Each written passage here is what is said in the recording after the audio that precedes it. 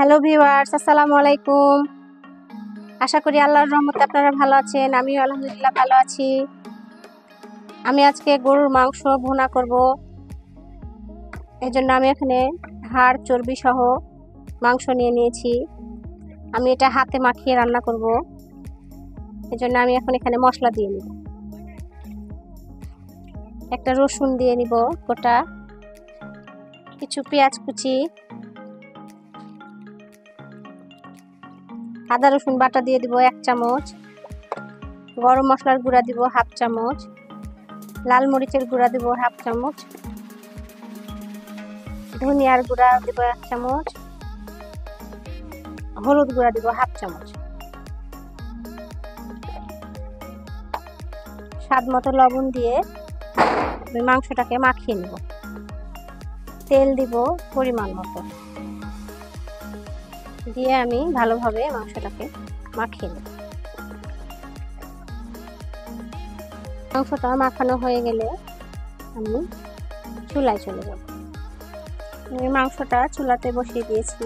এখন আমি ভালোভাবে নেড়ে চেড়ে মাংসটা কষাতে দেব।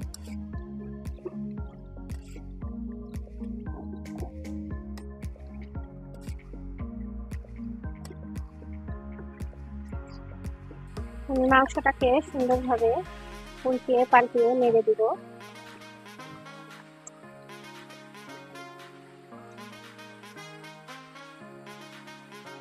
আমি এখানে মাংসটা ভালোভাবে কষিয়ে নিব।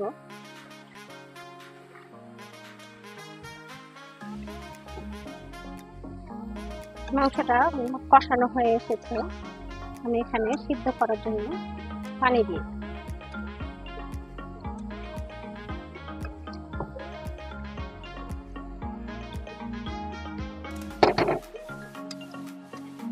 পানি দিয়ে মাংসটা সুন্দরভাবে সিদ্ধ হওয়ার জন্য ঢেকে দিব।